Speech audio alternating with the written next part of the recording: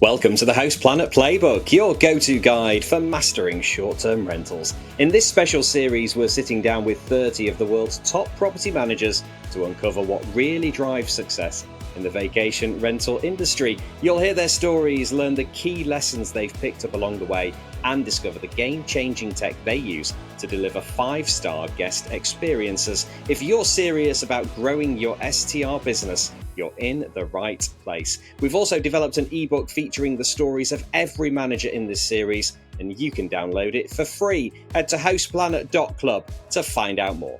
In today's episode, we're chatting to Louis Andrews from OVO Network in France. Stand by for a chat about snow, direct booking, the guest experience, and a major goal to scale to 500 properties.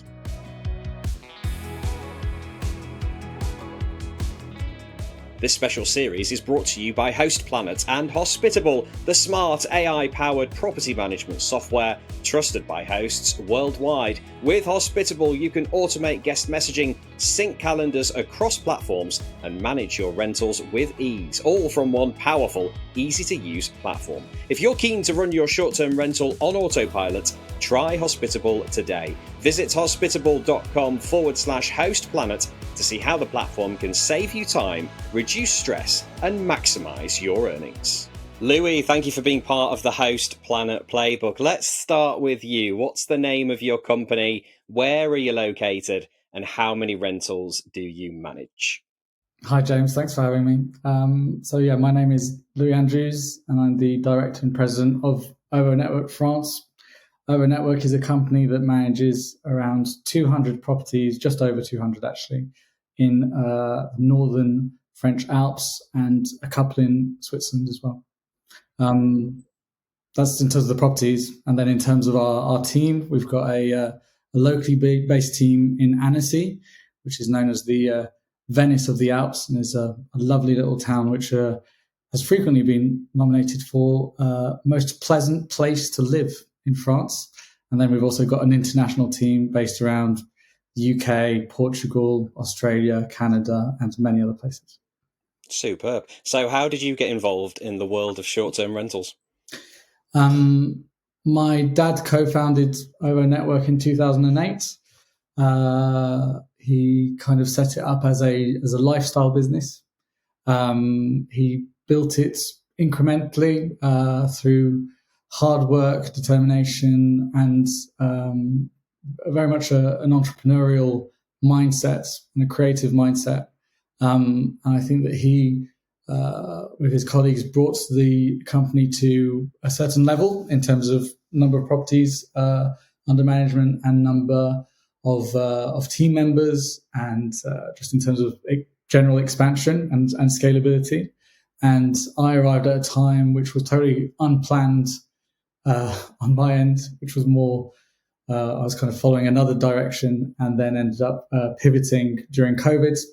And I think quite quickly, my own entrepreneurial mindset and my own creativity ended up being, or presenting itself as being, a strong positive and a strong tool for the company. And that's when I was approached by the people in charge at the time, basically asking me if they could make the most of it in the long term. So I originally signed up for 5 years, and interestingly, it's been more than 5 years now. So I'm kind of still going strong, and I'm now firmly established within both the company and the industry. What direction was your life taking before you decided to get involved in the family business? Yes. I was not interested in business particularly, or at least I was, but I didn't want to make it my career. I instead wanted to study arts. I did study arts. Originally, it was to become a creative director in a marketing or graphic design agency. So I wanted to be an artistic director, a creative agent, a graphic designer, and kind of be focused, traveling with working with advertising agencies and things like that, and then ended up pivoting basically. But it was all very unexpected. How have those artistic skills helped you in the world of STR? You're going totally off the agenda now. I'm liking it. I think I think it's helped me massively. I think that when we talk about how OVO Network is different from a lot of actors within the sector, I do attribute a lot of that to our ability to occasionally think outside of the box, and to fully embrace things like brand identity, USP, defining what our niche is, and then kind of obsessively and creatively honing in on that and trying to really define who we are. Because I think that that's made a huge part of what has then created our success. I see it as being hugely kind of fundamental, really. And obviously, it's the same case for Brian Chesky at Airbnb. So we're not the only ones that are kind of creatively led, but I do think it's a really important part of how we've been built, and I value it immensely, and I'm really thankful for kind of that background. What makes OVO Network stand out among the competition? I think the main thing is that we're a tech-driven business rather than being a service-driven business. So we've developed our own PMS in-house, so a fully bespoke PMS that we provide to owners to help them optimize the rental performance of their properties. And then we provide guests with a booking platform which attracts up to 40,000 unique users per month in search of their kind of ideal chalet, their ideal property.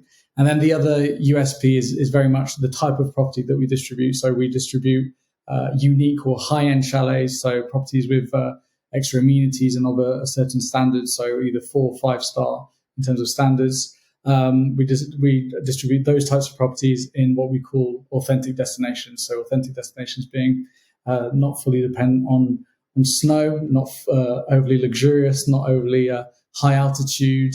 So we're not just a ski destination, we're a year-round destination, and that's what we call authentic, because you can still go out and feed the cows and buy cheese and things like that. I know you're proud of your direct booking percentage as well. So talk to us about that. How do you go about achieving direct bookings? And I'm thinking here that your design background comes into this a little bit, especially with the website and the user experience.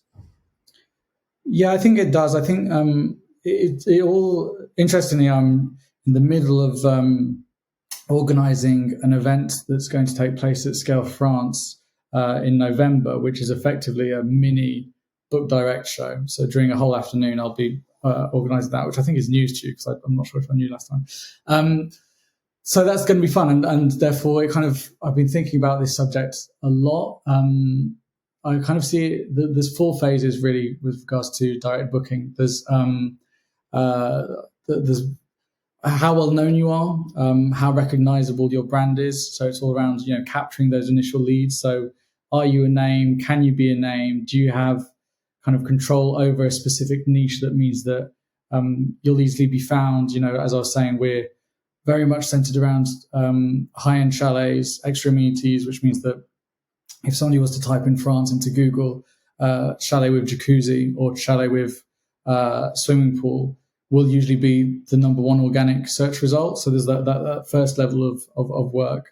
There's then a lot of work around converting those leads. So once they arrive onto your website, how do you gain their trust? I think that's a big part of everything that we do, and that's why, and you and I have had conversations around this before, but if your website looks terrible, that's instantly means that these people are just going to go back to Airbnb or to Booking.com. So that's where a lot of the design aspects and at the end of the day, the main purpose, like for example, we're reworking our homepage and our website at the minute, and we were doing it with an agency, and the main focus of the agency is to increase trust. So design serves trust, and UX UI serves trust as well. So there's a lot of work around that, and then there's the in-stay moment. So like, does the stay correspond with expectations? Ideally, you want to surpass expectations. You want to make sure that actually they didn't realize that the property was this nice. That's a huge part of kind of the quality of service, but then that directly affects direct bookings, because then ideally you want to create some semblance of loyalty with those guests from the fact that they've had such a fantastic experience, from finding out about you to going on your website to booking on your website to staying with you. That, you know, the thing that we always try and aim for is that upon departure, guests just say, "See you next year," and that's kind of the goal. In terms of searches, then, you mentioned appearing near the top of Google searches. Are you thinking about AI, large language model searches, and how you get exposure on those platforms too? Yeah, I mean, it's a huge subject, and it has been for the past, 2.5 to 3 years now. I think we're still trying to get on top of how to best optimize it. I'm extremely conscious of the amount of fake news that there is at the moment. I think that people still don't fully grasp how, for example, ChatGPT works. I mean, I was talking about this with somebody not too long ago, and they were saying how they kept on repeatedly talking to ChatGPT about their business, and then created a new chat and asked Chat what STR platform was the best to book on. And they were really pleased, because the response that they got was the one that they'd been feeding into it, which just doesn't really align with the fact that Chat just knows who you are and knows what you want to be told. So that's kind of that's a big thing. And it is interesting, as part of organizing this direct booking event, it's given me a fantastic opportunity to just go up to a lot of people that I've either known or have wanted to know more, or in fact don't even know at all, and just ended up kind of picking their brains. And I'm sure you get this opportunity all the time, obviously, with the podcast and with your events, but it's just a really good way of getting to meet people. And I definitely don't feel like we're masters of this subject. And if we're not, given that we're quite technologically advanced compared to a lot of actors, I think that a lot of people are still really behind, which means that there's a huge opportunity for somebody that is able to just have all these LLMs spit out their names instantly. And I think more and more, we work with SEO agencies and we work with SEA agencies, but the big challenge here is going to be to start working with people that are experts in AI as well. Interesting times ahead. Back to your location then in the Alps. What are the main challenges and opportunities where you are? Well, one of them's snow. That's not news to anyone. Global warming is directly affecting everyone in this sector. It's massively important that we start preparing, because obviously we can start being vocal about the effects that it has, but we also need to kind of proactively anticipate what the outcome of that is going to be. In a destination that is so dependent of snow, because we've got, we're a destination where people come to ski, we're going to have to start really planning ahead and planning around that, bearing in mind that whilst we go to local groupings of all the local actors and kind of fight for the fact that we're not just a ski destination, as I was saying at the top of this meeting with you, the reality is that a lot of the villages themselves aren't going to be able to survive if the ski slopes aren't open.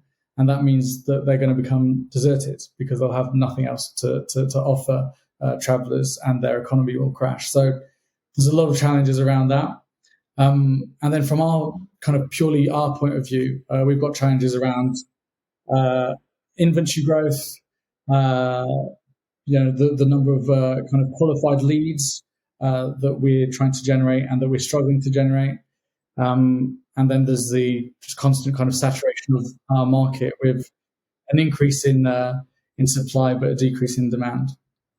A couple of things then to follow up on. In relation to the snow, what are your projections in terms of the snow? And do snow machines help? And also, where you are, is there much threat of regulation? Yeah, okay. So there's a bit of a stigma around snow machines, which is justified, which is it's terrible for the environment. It's fake snow. You're creating fake snow. There's a lot of media going around at the minute around certain destinations that are abusing their usage of snow machines, which is then directly resulting in a drop off in bookings and in people going to those destinations, because all it takes is one segment on our equivalent to BBC News to be about how these guys are all frauds because actually they've been smuggling money this way and that, and it's funding the fake snow economy, and that makes the whole destination crash or at least be significantly affected. So that's really difficult. And then remind me what your second point was. Sorry. Regulation where you are. Yeah, so I think it is starting to be an issue, and it's going to be more of an issue mainly just because locals can't afford to live in the villages anymore. And depending on the local governments, some people are kind of intelligently accepting the fact that at the same time their economy is dependent on tourism, and therefore they're going to have to find a middle ground.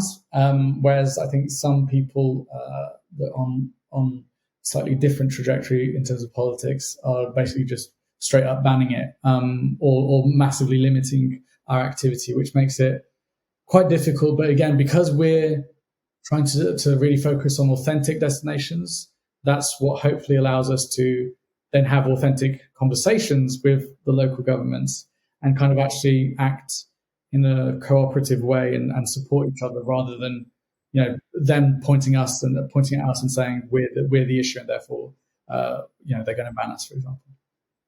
What are your top tips for delivering an outstanding guest experience? Quality of products. I think when I'm frequently asked to talk about how we've ended up being one of the highest rated operators in the whole world on Airbnb, for example. I think we're the longest running superhost in France. People think that there's like this magic formula, which the kind of is, but it's actually really simple. And it's to only work with properties that are going to get fantastic reviews. So very, very simply put, take a qualitative approach to how you want to operate and avoid the quantitative approach, and make sure that you only work with properties that are going to kind of deliver that great guest experience. And that's what allows you to then just do what it says on the tin. So that's inclusive of like amazing amenities, to have a wow factor, that's something that we really look for, and then to have good services. So that'd be point one. Point two goes back to what we were saying around kind of your niche. So once you've defined a niche, try and really own that niche and establish what it means, and then deliver a consistent type of guest experience around that niche. So that consistency, I think, is key in delivering a great guest experience. And then finally, I think just in terms of the actual services within the property, what we do is we try and make sure that all the basic amenities are included. So linen, towels, Wi-Fi, cleaning. And then we really encourage our concierge partners and our property manager partners to then offer just a good selection of upsells on top of that, to kind of guarantee that the accommodation is what we like to call the base camp. That's like a term that we're trying to incorporate into our kind of our brand identity more and more, because we're in mountains. So it's like you're the base camp, but that's not the end of the experience. It's actually the beginning, and everything that's important actually happens outside of that. And you're just the base camp or the foundation work that is there to accommodate amazing stays and amazing holidays. You mentioned upsells there. I mean, how important are upsells to OVO Network? They're not at all. They're not at all because we don't do them. So we don't provide them ourselves. They're provided by the third parties that we operate with.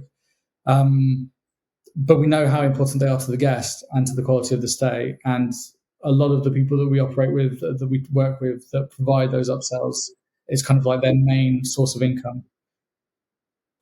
In terms of keeping owners happy, what are your top tips for keeping owners happy? Good question. Establish targets for them.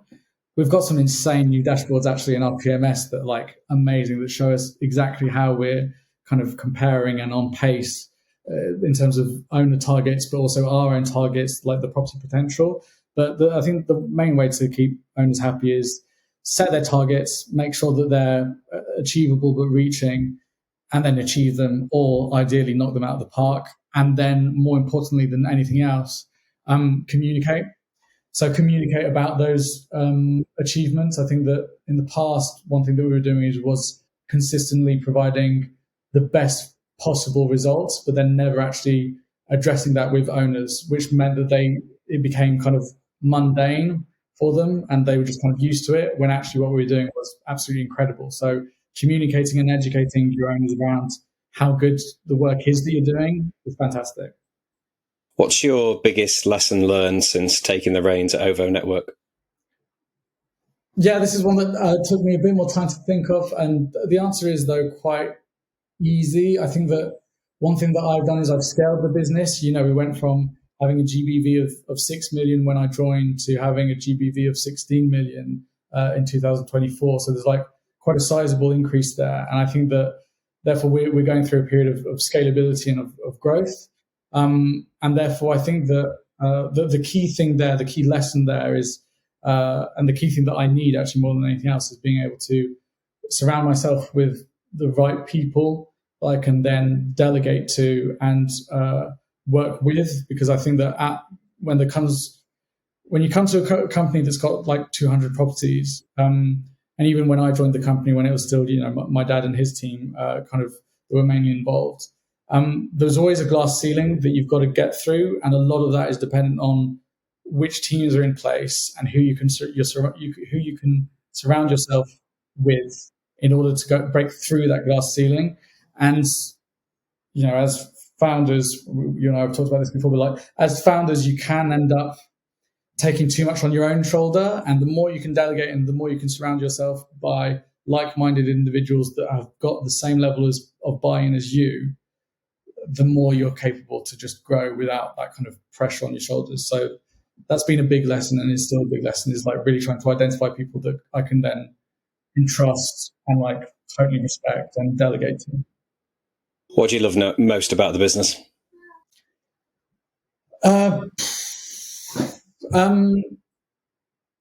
think it goes back to the creativity aspect. I think that the amount of freedom that we kind of take of really trying to build on top of our business and trying to come up with creative solutions to problems and trying to innovate, I think that innovation is key, and that's something that I'm deeply, deeply in love with. It's something that means that we're massively passionate about what we do, and we really kind of respect ourselves and respect kind of our role, and then really try and build on top of that and have got that huge buy-in in what we do. And that's a huge source of love and passion and admiration for our activity. Okay then, Lou, we've got a few more quickfire questions to get through. Which PMS do you use? It's called PIMS, but it's our own. And which dynamic pricing tool do you use? It's called PIMS, and it's our own. So it's which piece of tech couldn't you live without? Obviously, this question alludes to the fact that usually people will answer with an element of their tech stack, so either their revenue management tool or their PMS. But for us, it's actually we use an open source content management system, so a CMS called Modex, and that's the tool that we use to then build our PMS and our websites. It's all built on top of Modex, so that's the answer for us, because that's what allows us to have that freedom and that creativity and that control on kind of the services that we provide, which is, again, what makes us different is that we can have that level of freedom. Ideally, pets, yes or no? You don't want 100% pets, but you want a good amount of your properties to accept pets. We've got 15% of our bookings last year were made for travellers with pets. My guess is that there's likely more. It's just that not everyone actually declares them in the booking form. But 15% is a pretty good number. Ideally, hot tubs, yes or no? A massive yes. We've got 60% of our properties currently that have hot tubs. In the past, we've had up to 70, 75%. We actually know per destination, and depending on the criteria of your property, exactly how much more money you can generate per year if you just add a jacuzzi. And as soon as we get an owner that kind of takes a visit with us and gets an assessment from us, if they don't have a hot tub or a jacuzzi, we'll quite rapidly suggest that they install one, because we just know that there's a huge chunk of revenue that on top of their potential that they can generate if they were to install one. Although currently there's a water ban in all our regions, which means that you can't refill the hot tub. So that's a bit of an issue, but there you go. Ouch. Self-check-in or personal welcome? So I'm going to cheat and say both, but the ideal is self-check-in upon arrival, allow the kids to run around and allow everyone to go to the toilet and to unpack your bags, but then an in-person person coming around and just saying, welcome to the chalet, welcome to the property, here's how everything works, here are all my local recommendations, and I'm available for you whenever you want if you've got any questions. Nice. Telephone call or AI response? We're going to have to, for now, I think telephone call to convert, like I'm not sure how many conversions AI is able to achieve. So, and I think that again, more and more AI is arriving. I think that there's a huge amount of the population that's going to turn to wanting to have more authentic connections, i.e. human connections with people. So the telephone calls with real people to convert, but then hopefully we can move to AI answering a huge majority of all the easy to answer questions. And that should definitely be, we as humans shouldn't be wasting our time on stuff like that right now. What's your most memorable hosting moment? Just COVID is the only thing that kind of came to mind. I was trying to unpick loads of different anecdotes, and obviously I've got a couple, but I think that the most memorable thing was COVID. And the reason why I was kind of giving that as an example is that occasionally we'll have guest issues, and I talked to some of my team members that have arrived after COVID and they're struggling with one booking going wrong. And it's just really funny because I've just very clearly developed massively thick skin when it comes to guest issues, because I've been in a situation where I've had about 300 bookings all being cancelled at the drop of a hat, but probably more actually, sorry, but maybe even up to the thousands, whatever. But just a huge majority, just a huge percentage of all bookings being cancelled, and the nightmare that ensued, but then the opportunities that brought about, and then the fact that we've survived it and we've done better and better every year since is just a clear indication that you just need to own things and get on with them and try and find opportunities. And COVID was definitely memorable because it was hell. Shout out time then. Is there an individual in the STR industry who's helped you and you'd like to give a shout out to? Yeah, well, obviously this isn't my first rodeo on your podcast, so I am starting to run out of people to name drop. But Chris Thompson, who's the director of the UK entity, is somebody that I've been working with kind of ever since I joined, first as a mentor. He was very much a mentor to me. He's got he kind of had a company called Ski For Me, which was a UK tour operator. So he was from an industry which is similar to ours, but not exactly ours, and then grew a liking for OVO Network and decided to get more involved. And that's just somebody that's probably is the person that's helped me the most throughout the past 5 years, and is definitely somebody that's worth more than a shout out. Superb. Final question then. Ultimate goal for your business? Ultimate goal is a bit tricky, James, because ultimate means final. But I've not got a final goal, but I've got our current goal, which, I mean, it's not a current goal because our current goal is to sign. We want 250 properties live on our website by the end of the year. But that's kind of very much short term. The current main goal that we've got is 500 properties, so double the amount that we're aiming for by the end of this year, purely because we're aiming for growth, aiming to scale, and we feel that once we get to 500, we'll be a different type of business, and then we'll be able to aim for new ultimate goals. But so that right now, I'd say if I had to give one answer, it'd be the 500 properties, and then we'll move on to the next stage of growth. Superb. Louis, thank you for joining us, and thank you for being part of the Host Planet Playbook. All right, that's it for today's episode. My thanks to Louis for sharing his journey and for being part of the Host Planet Playbook. Remember, this series is brought to you in partnership with Hospitable, the all-in-one property management software designed to save you time and help your business thrive. Hospitable automates your guest messaging, syncs your calendars across platforms, handles team tasks, and so much more, so you can focus on delivering a top-notch guest experience or just get some of your time back. And here's the good news. Host Planet Playbook listeners get an exclusive 14-day free trial plus 25% off for the first 3 months. Head to hospitable.com/hostplanet to claim your offer and start running your rentals on autopilot. And for more free education for vacation rental hosts, head to houseplanet.club, where you can sign up for our newsletter, listen to our podcasts, and download our suite of ebooks. Until next time, happy hosting.